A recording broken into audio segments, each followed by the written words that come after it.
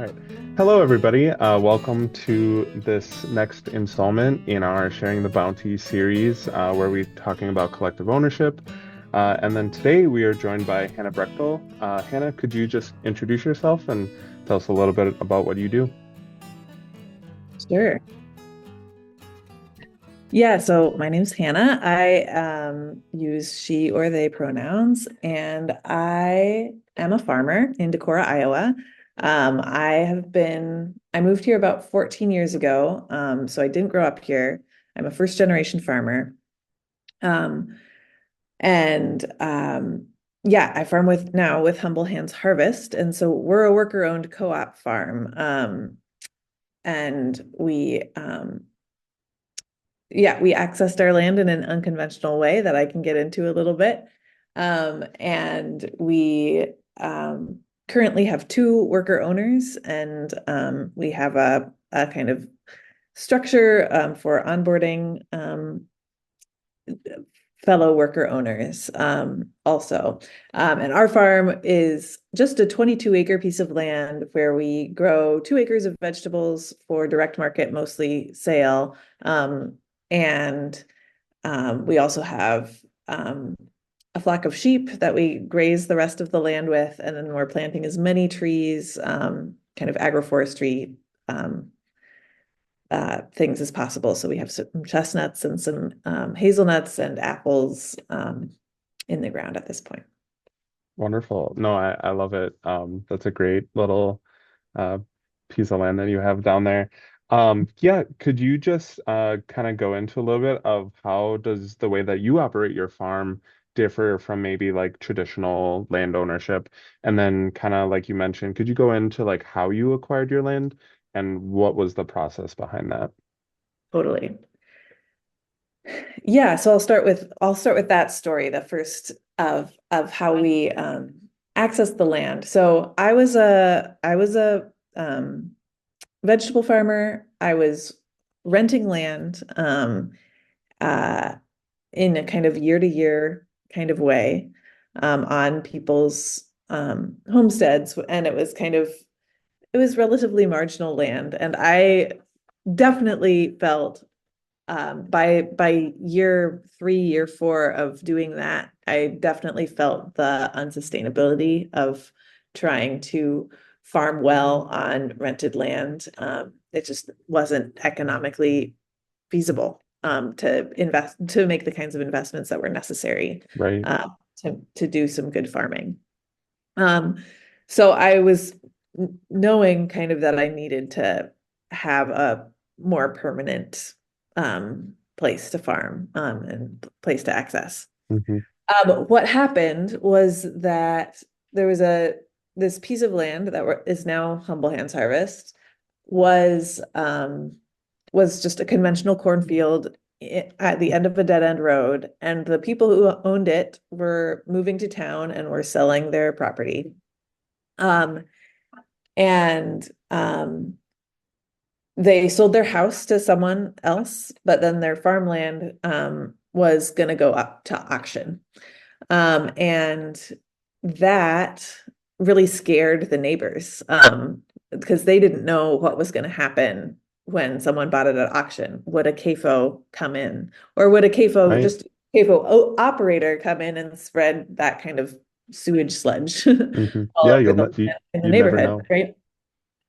So that was the concern that the neighbors had. And what they ended up doing was they asked the landowner, "Hey, like, will you not take this to auction? Can we just buy this outright from you?"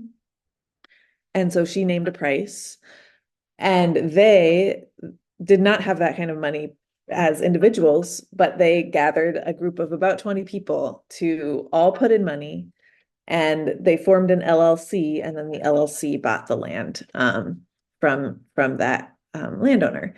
And so it was a really cool moment where a bunch of community members were gathered together, put money in a pot to protect the land. Right.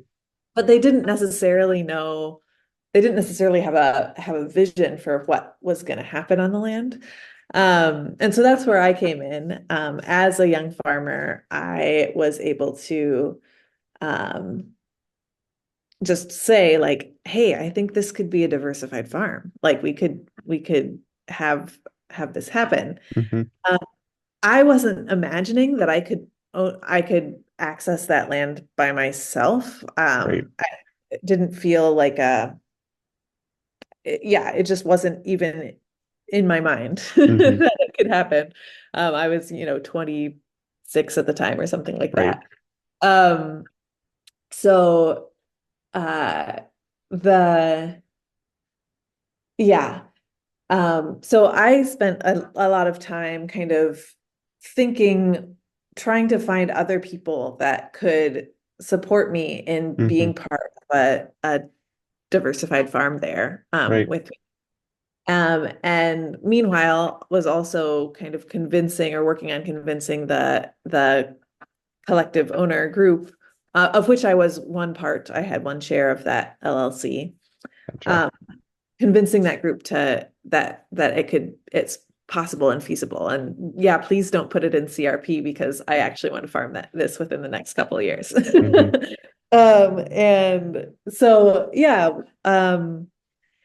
over the course of about 3 years, I was able to kind of make that all happen. And I was able to start buying shares from other people. So whenever I had Gotcha. extra money or like got some kind of savings incentive from some program Hmm. that I was in or whatever, I would put that toward buying shares of the LLC. Gotcha. And and then I was just lucky enough to have a potential co-farmer move to Decorah the year before I wanted to actually buy the land and start farming it.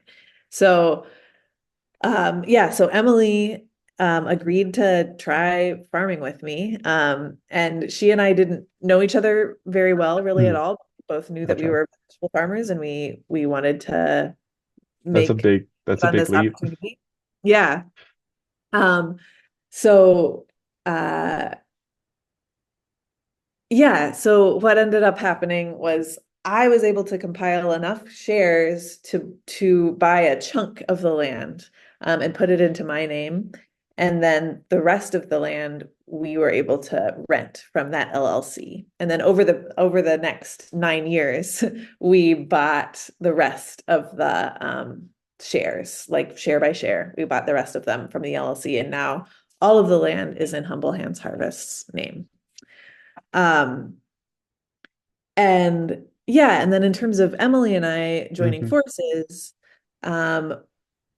what we did initially was we I had been running Humble Hands Harvest as a sole proprietor for a Mm. while, but then we formed an LLC, Humble Hands Harvest LLC, and we both put in $1,000, and that was the start of Humble Hands Harvest bank account. Nice.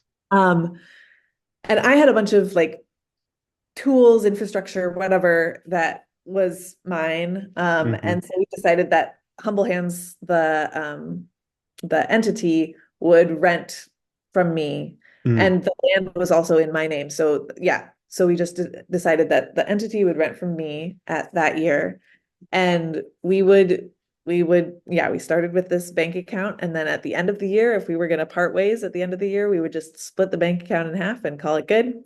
So that was our initial thing, like a Hmm. very simple agreement of like this is how we're going to do it. But after that first year, Emily was like, well, yeah, I'm in long term. I don't want to, I planted some trees. I'm not gonna like leave now. Right. Um, and so that winter, that first winter after we had farmed together for a year, we decided to kind of formalize our operating agreement Mm. for our LLC as a worker-owned co-op, like um with some cooperative agreements like Hmm. one member, one vote, and kind of using co-op uh, like forms for Hmm. the way that we distributed our equity and the way Yeah. that the distributed um, profits or surplus and that kind of thing. So what So prompted you guys to kind of go through with that cooperative model rather than just keeping it an LLC and sharing it Yeah. in a more traditional way. Yeah. We felt yeah, there were a number of like factors. One factor that was pretty important at the time was that I had been farming already for a few years, and then Mm, Emily joined me. Number one, everyone thought that Emily was my wife now, which is not true. Um, we were like separate hmm. humans partnering in this business. Right, And it's really funny the way that the like family farm like logic like really right, enhances itself in people's brains. Um,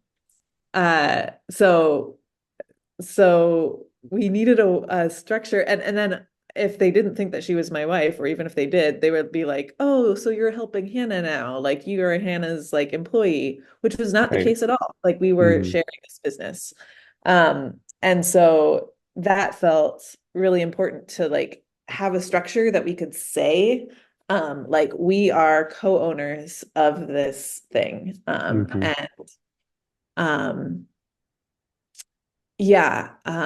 So that was one factor. And then yeah, it feels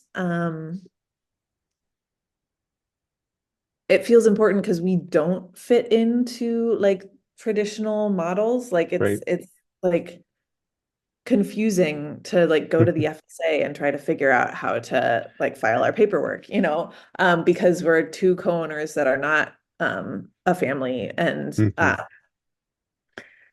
uh so just like writing a cooperative structure made us able to like really actually say very specifically what we are doing and like what we want Hmm. to do. Oh, Um, that's great. and one of the things that we want to do is to add more co-owners to our business eventually. Like neither Emily nor I actually enjoy managing people, Mm, but we really hmm. enjoy collaborative work. So we don't like ultimately we want to be just with a bunch of co-owners who all have Hmm. equal say and equal whatever. And yeah, what we've figured out as the onboarding process to that is through someone will work for us for 2 to 3 years Gotcha. first as an employee, and then they can buy in Mm, as okay. co Very um, nice. if everyone fits with each other Right. and Of they course. has the same goals. Um, So, yeah. yeah, what ways do you think that this more cooperative like ownership could promote more equitable access to land, especially for marginalized groups and small farmers, maybe like yourselves, like who maybe don't have that opportunity to just outright buy farmland. Um, yeah. Yeah. Yeah, it was a remarkable thing to be able to buy farmland like s- slice by slice or like Hmm. $5,000 at a time, basically. Right. Because that made it possible, that made it manageable. Hmm. Um, and it was also what made it manageable was like two people bringing in their resources Hmm. and their commitment to being able to um, do that together. Um, and yeah, our model is really cool because our onboarding or our buy-in is $5,000, which is a significant chunk of money, but Right. it's nothing compared to what it takes to buy a farm. No. Oh, Uh, and so we can have someone involved as a co-owner for only $5,000, hmm, which feels really really accessible. And hmm. at the same time, it's not accessible to everyone Right. because we can only our farm only has capacity for a couple people, a Right. few Right. people working. So we need that kind of possibility on so much more of the Hmm. landscape, right, than just our farm. Yeah, do Um, you think that there's any programs or anything that you'd like to see that like could help promote or educate people towards this model here? yeah. Um, I mean, I think one thing that people get caught up in is the idea of like it being their farm for them and their Mm-hmm. family or Right. whatever. And then that just leaves out the option of farming with other people who are also like wanting to be like professional growers for their Mm-hmm. communities, you know, Right. and um and then it leaves all the burden on the one person whose farm it is, Mm-hmm.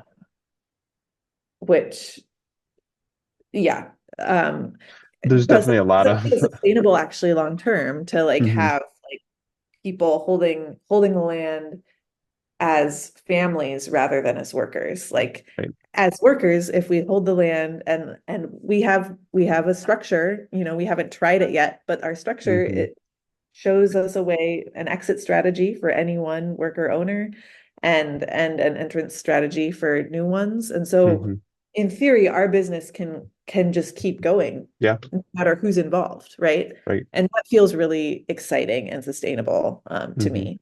Yeah, I bet that's kind of a cool feeling. Like, like once maybe you're not able to farm anymore, it'll just continue going and other people can kind of jump in and take over and just keep the mission going. That's wonderful. It feels so Um, important too, given that we've planted trees that are going to right, outlive for sure, you right, know? definitely. What are some challenges that have arisen or that you could picture arising from like sharing responsibilities? And then maybe following that up, like what are some ways that you've addressed those issues? Yeah. Um, I mean, there's a lot of resilience in having more than one person. Right. And still, like we only have two people at this point who are worker owners. And so there's you know, if one of us goes down, which actually Emily did this winter, she had to have surgery and was out of commission for months. Um, we it becomes a lot less resilient. And so figuring out how to care for each other in terms of what we need in a in our wider lives and not just our farm life Right. um, is really important. Um, one thing that we've encountered um, is pretty frustrating is that because we have these ideals that are different than kind of the convention, um, we have been expected to be able to do more or give more than we actually can. Oh, Like we're really? expected to like um uh or we've been criticized like more than other farmers for like not paying our workers enough, right? For example, Right. because we do have ideals about like workers, but also we don't pay ourselves $15 an hour. So like, Right. um, yeah, so just like that thing of like we are trying to do something a little bit different than like the capitalist norm, but that doesn't mean that we can actually escape capitalism No, or like, escape certainly. our need to like have income and hmm Right. yeah, Are there deal with any like more like I guess like when you're making decisions with two people or more, are there like how do you deal with like disagreements? Like, hey, maybe you think we should do something this way, they think you should do something this way. How do you deal with that?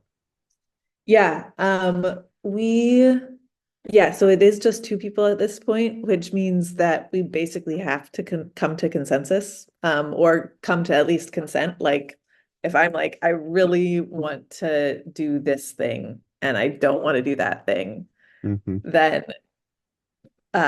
Emily has to say, okay, like, and I really want that other thing to happen, so I'm gonna do it, you know?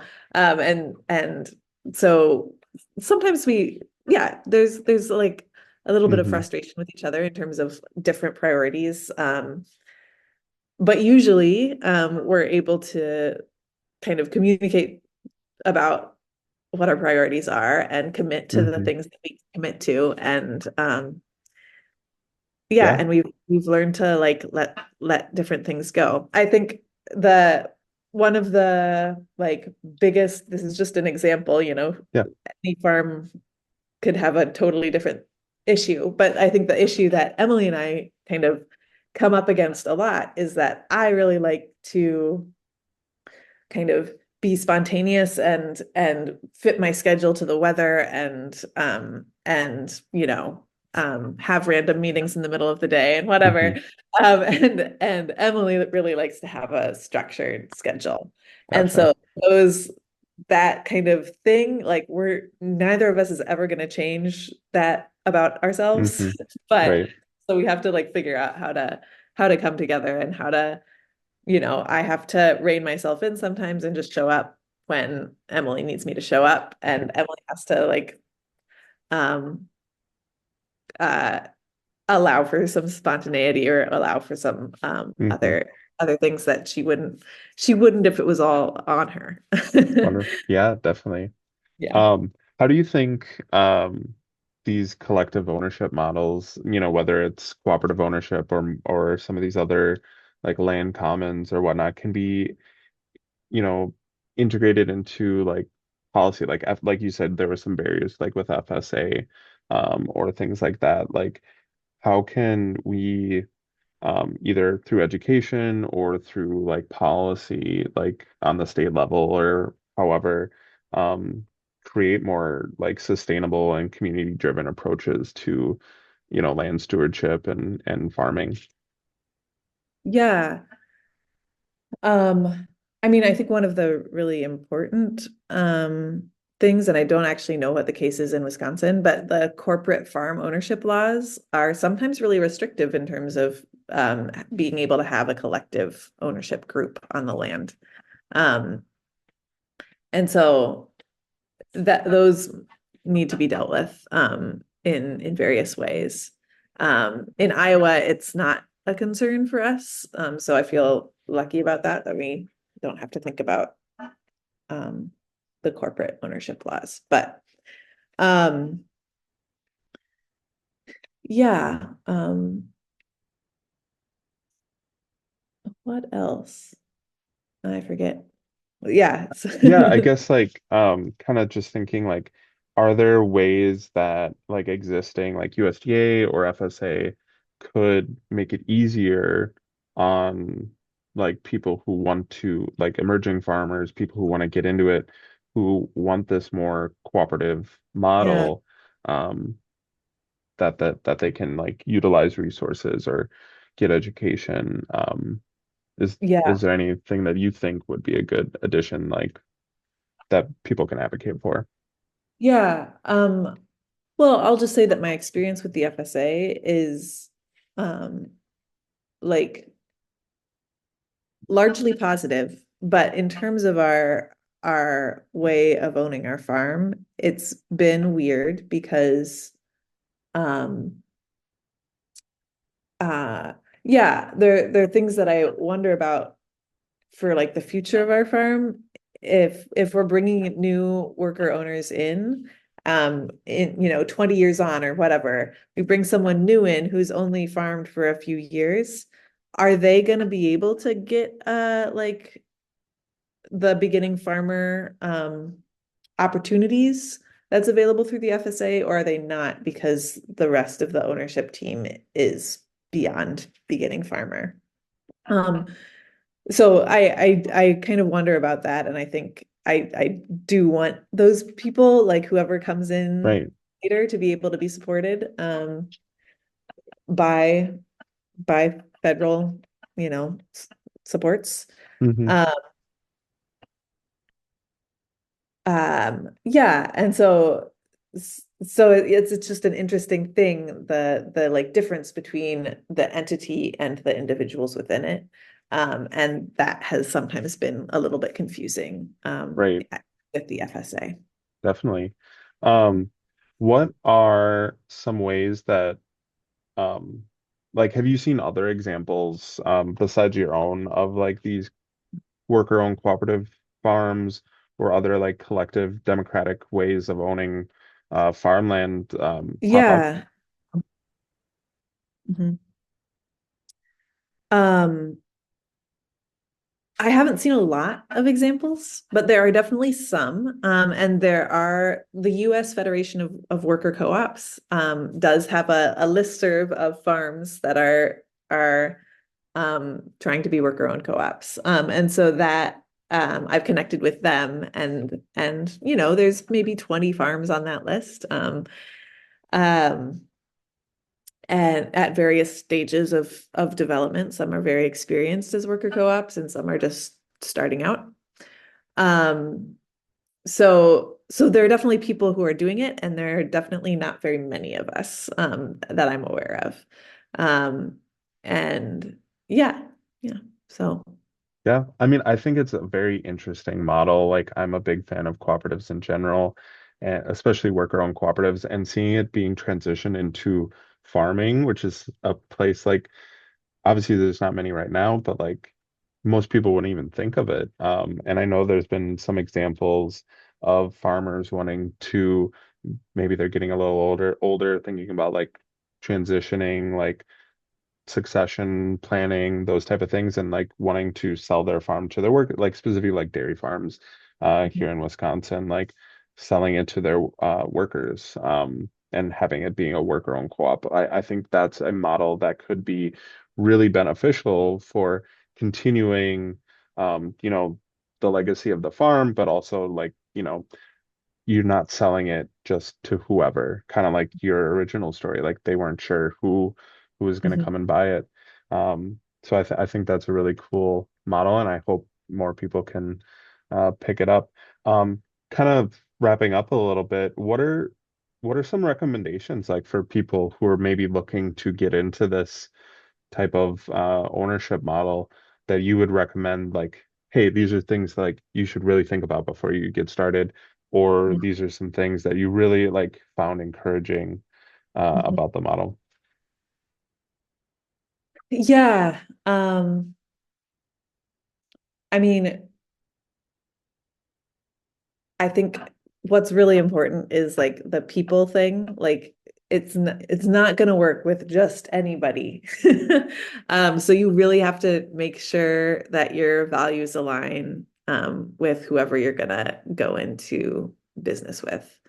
Um, yeah, we joke, you know, people thought Emily and I were like married, but we joke that it actually is a lot like marriage to like share a business, you know? Yeah, for sure. Like you have to really care about each other and you have Hmm. to have um um yeah, enough depth of relationship to be able to deal with conflict. Hmm. And um yeah, so I do recommend kind of starting in ways that can be exited quickly if needed. Hmm. Like the way that we started our first year, not knowing each other very well, like this is just for the year and then Yeah, we can part ways. Um, um, so yeah, but then kind of the bigger picture like advice that I yeah. want to give to anyone who's starting a farm, whether it's collective or not, is Hmm. like you really need your local community's support. And so and the way to get support from your local community is to show up for your community and support Yeah, it. yeah, Um, and so yeah, so that's kind of what I really, yeah, think is valuable is just like engaging with your local people, wherever they're at. And um yeah, because we couldn't have started Humble Hands without community support, actual like financial support. We did a yeah, GoFundMe at the beginning to build our well, and yeah. so That's wonderful that, people were able to kind of come and help you out. I guess finally, like any last closing words, anything you'd like to say? Otherwise, if not, we appreciate you taking some time to speak with us. yeah.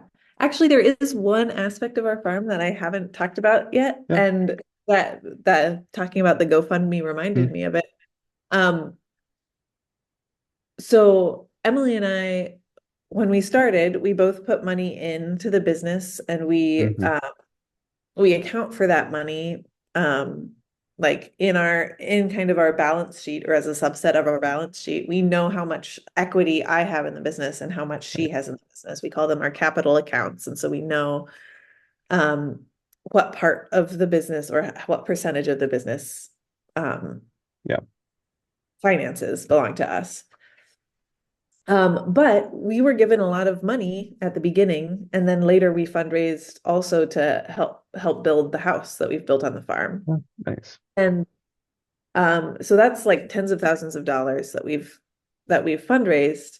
And that doesn't make sense to us to like put in our personal equity, right? Mm-hmm. So we've created a separate equity account in our Yeah. business that we call the Commons. Oh, Um, nice. that's the account that accounts for all of the gifts that our farm has been given. Um, and uh and so that is just part of our essentially part of our exit strategy, where if we were going to sell the business, we would um any like profit that we got from that chunk of money that was given to us, we would give away again to a mission aligned thing. Nice. Um so but it also serves to like make the the buy-in for a new worker owner like less, like they have less to buy Right, right. in order to be part of the business. So yeah. So anyway, that's just one interesting thing that we have done within our worker-owned co-op Mm-hmm. model. And uh I think it's pretty cool. Yeah, no, I agree. Well, thank you very much. I appreciate talking with you today. And yeah, I hope people find some interesting topics within this discussion, and hopefully this encourages them to start a new farm or transition their existing one into a more cooperative structure. So.